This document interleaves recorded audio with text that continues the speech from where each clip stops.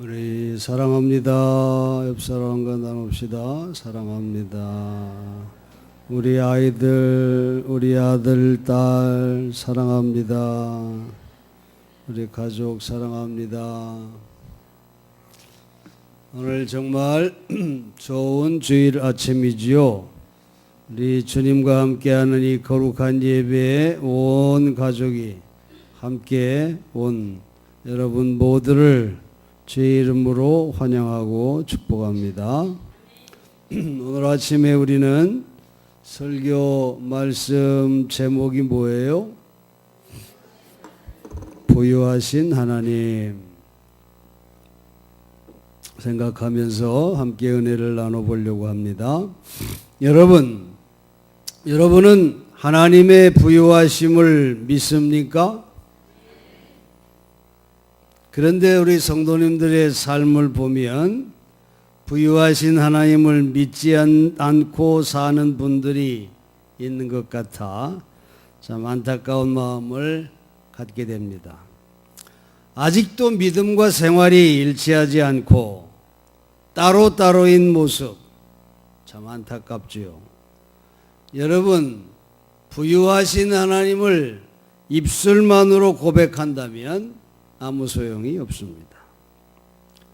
오늘 본문은 부유하신 하나님, 참으로 넉넉하신 하나님, 무엇이나 줄 수 있는 자비하신 하나님, 이 하나님 아버지를 노래하고 있는 사도 바울의 찬송시입니다.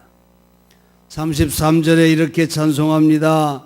깊도다 하나님의 지혜와 지식의 풍성하며 그의 판단은 헤아리지 못할 것이며 그의 길은 찾지 못할 것이로다. 이렇게 말합니다.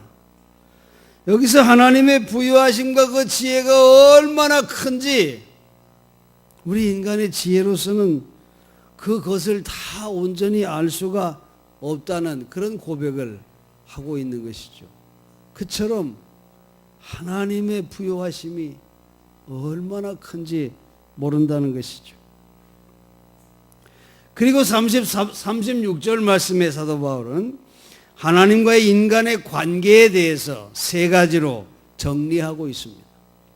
여러분, 이 믿음을 우리도 분명하게 가져야 합니다. 첫째는 만물이 주로부터 나왔다는 겁니다. 그렇습니다. 만물이 하나님으로부터 나왔어요. 여러분 믿습니까? 이것은 우리의 출처, 우리의 고향이 하나님께 있다고 하는 고백입니다. 하나님께 있다는 거예요. 그리고 두 번째는 만물이 주로 말미암아 있고 그랬어요. 여러분, 이 고백은 우리가 존재하는 이유, 그 근거, 그것이 누구에게 있다고요? 하나님께 있습니다. 그런 고백이에요. 또 세 번째로 만물이 주께로 돌아간다. 그렇게 말합니다. 여러분, 우리의 장래가 하나님 손에 있습니다. 그런 신앙 고백입니다. 그렇습니다, 여러분. 우리가 하나님께로부터 지음받은 피조물이라고 하는 고백. 하나님은 창조주시요 나는 그가 만드신 피조물입니다. 여러분, 이 고백을 분명히 갖는 믿음을 가질 때 하나님과의 올바른 관계를 형성할 수 있다는 것입니다. 하나님은 우리의 처음과 나중이 되시는 분임을 우리는 분명히 믿어야 한다 하는 것이죠. 여러분, 이렇게 크고 부유하신 하나님의 은혜를 여러분 우리가 어떻게 할 수 있을까요? 몇 가지 우리의 변화된 모습과 우리의 그런 삶의 모습을 보면서 하나님의 부유하심이 이렇구나 하는 것을 우리가 깨달을 수가 있어요. 그것은 전에는 우리의 시선이 땅에만 머물렀습니다. 그저 눈에 보이는 것만 보았습니다. 그런데 부유하신 하나님의 은혜를 받고 보니 우리의 시선이 땅에 머무르지 않고 높은 곳을 바라보고 있습니다. 그리고 나의 마음을 넓게 해주시고, 예전에는 너무 내 마음이 좁고 너무 이기적이고 너무 계산적이었지만 이제 부유하신 하나님의 은혜를 알고 보니 내 마음이 점점 넓어지는 것을 느끼게 됩니다. 그리고 나의 가치가 얼마나 귀하고 고상한 존재인지를 깨닫게 되는 것입니다. 여러분, 다시 말하면 이렇게 크고 부유하신 하나님의 자녀는 좁은 마음을 가질 수가 없어요. 부유하신 하나님을 믿는 사람은 낮은 가치를 추구하며 작은 인간이 될 수 없다는 것입니다. 우리 교회가 8월 한 달간 평신도 사역의 달로 보낸 그 시간을 보면 정말로 감동과 은혜의 시간이었습니다. 제가 목회하면서 하나님, 대교회는 원하지 않습니다. 그래서 우리에게 맡겨진 성도들이 이 교회를 성숙한 교회로 만들고 그 성도들이 저마다 성숙한 성도가 되기를 원합니다. 그렇게 기도하면서 목회를 해왔습니다. 그런데 이번 8월에 병신도 사역의 달을 지내면서 그 열매를 보는 그런 감사와 기쁨이 얼마나 제게 밀려왔는지 모릅니다. 그런 모습들을 보면서 너무도 뿌듯하고 자랑스러웠습니다. 저마다 받은 하나님의 은혜를 간증하면서 흘리는 감사의 눈물들이 얼마나 뜨거웠는지 모릅니다. 하나님의 은혜를 생각하면 생각할수록 진정 부유하신 하나님을 찬양하지 않을 수 없는 그런 고백들을 보면서 얼마나 감사했는지 모릅니다. 토마스 모어의 소설 유토피아라는 소설이 있습니다. 이 유토피아에도 금과 은이 있는데 우리가 생각하는 금과 은의 용도와 가치와는 너무도 다르다는 거예요. 유토피아에서는 금과 은은 똥통을 만드는 재료로만 사용된다는 것입니다. 토마스 모어는 이 책에서 우리가 흔히 생각하는 물질적인 가치, 돈으로 모든 것을 환산해서 가치를 정하는 사고방식이 정말 옳은 것인가? 그것을 심각하게 묻고 있는 것입니다. 성전에 기도하러 올라가던 베드로가 성전 미문에 앉아 구걸하는 안전뱅이를 만나서 그에게 말합니다. 내게 은과 금은 없으나 내게 있는 것으로 내게 명하노니 나사렛 예수 그리스도의 이름으로 일어나 걸으라. 그렇게 말합니다.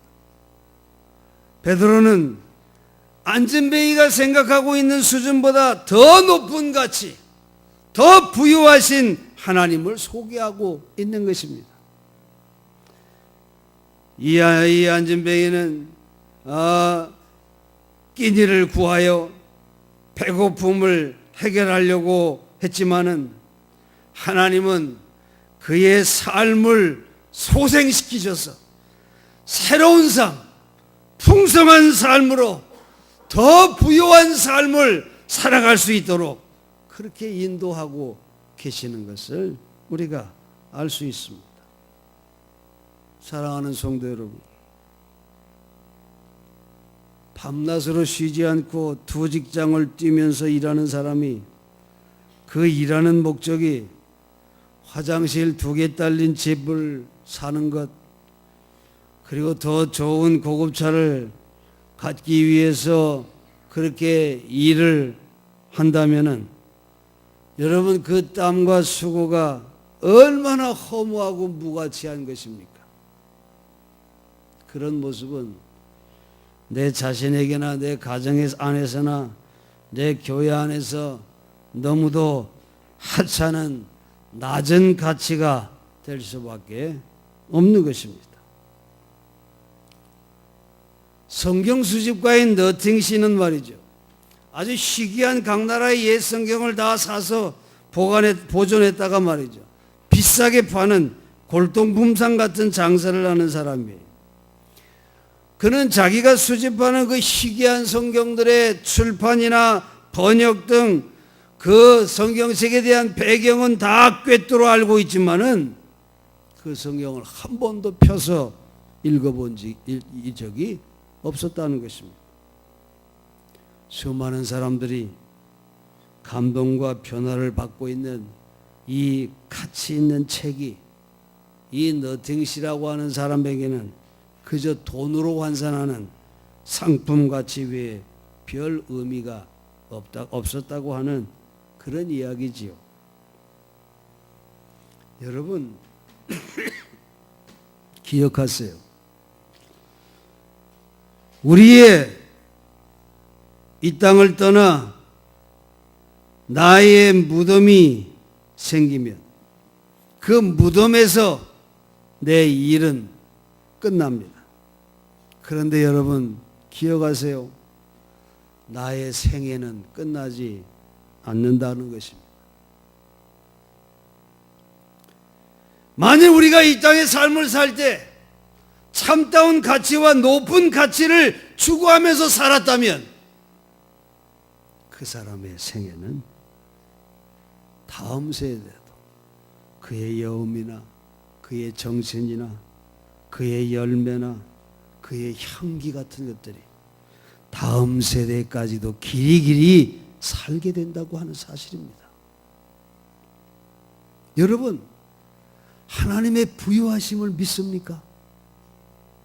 나의 생각보다도 높고 깊은 하나님의 지혜를 여러분 믿습니까?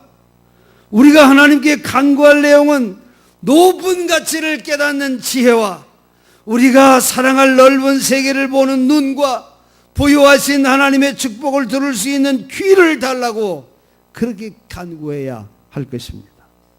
성경에는 하나님을 기다리라 하는 말이 많이 나와요. 부유하신 하나님은 기다리는 자에게 넉넉하게 축복하신다는 거지요. 시편 40편에 부유하신 하나님을 찬양하는 다윗의 시가 실려 있습니다.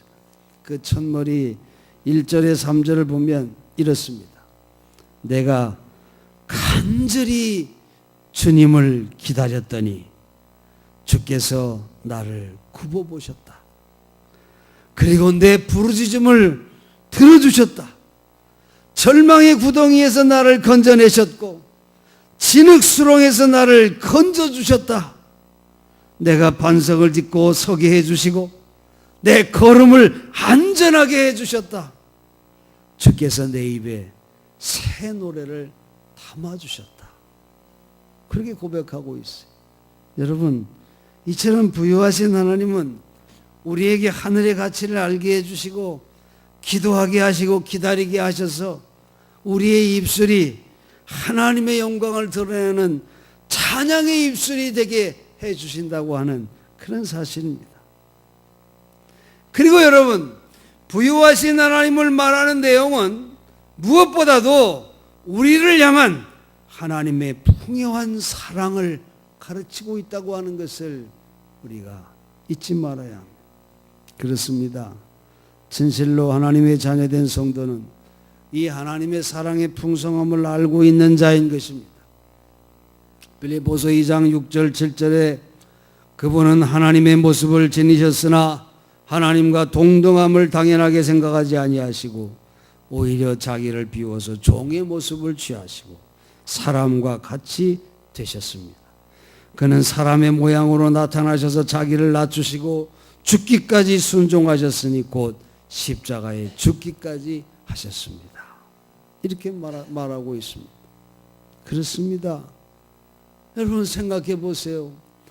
예수님이 이 역사에 오시지 않았다면 어떻게 우리가 하나님을 알 수 있겠으며 우리를 그렇게도 끔찍하게 사랑하신다고 하는 이 하나님의 사랑을 우리가 어떻게 알 수 있었겠습니까?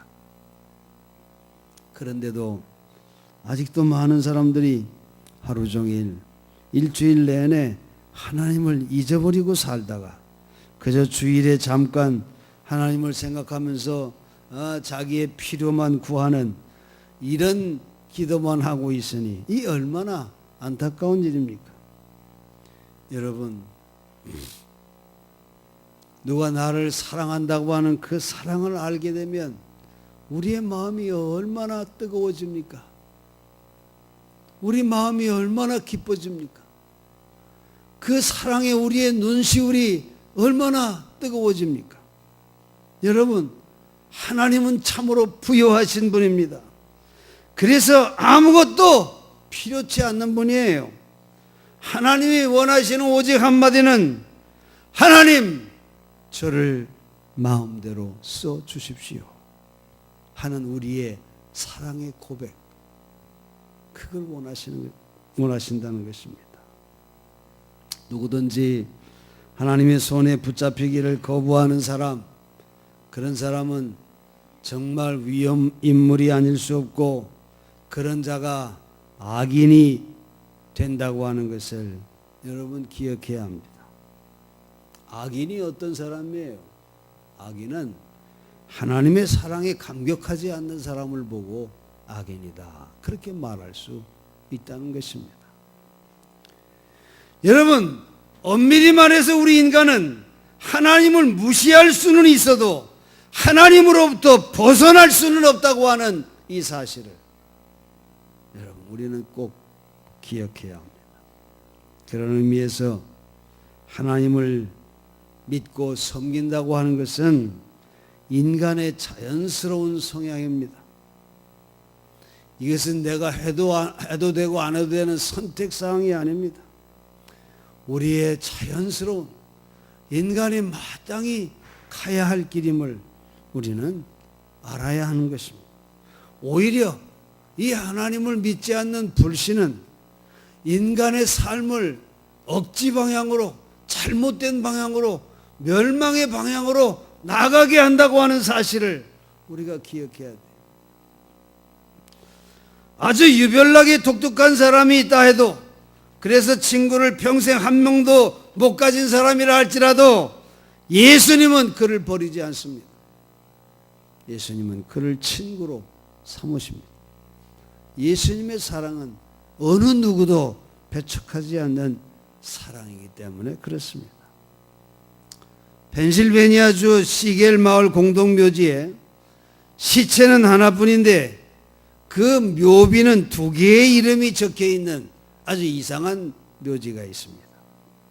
남북전쟁 시기인 1862년에 YRC가 징집영장을 받습니다. 그런데 그에게는 1살서부터 11살까지의 아들, 딸 6명이 있었어요.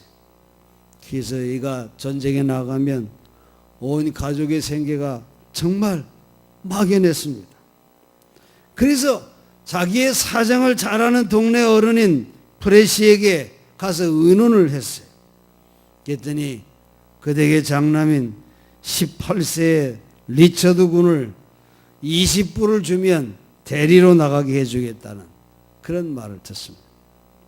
그래서 리처드 군이 이 YRC를 대신해서 군회를 갔습니다.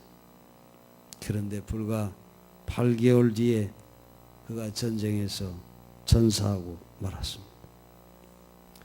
그런데 갑자기 정부에서 통지가 와서 YRC를 징집 기피자로 재판에 붙인 것입니다. 그런데 놀라운 일이 생겼어요. 육군성에서 통지가 왔는데 조지 YR은 1863년 7월 3일 분명히 전사했다 하는 통지가 온 것입니다. 그래서 이 YRC는 무사히 풀려날 수 있었습니다. 그리고 그는 시체 없는 무덤을 자기 공동묘지에 만들어 놓고 자기 대신 죽은 리처드 플랫의 이름을 적어 놓았습니다.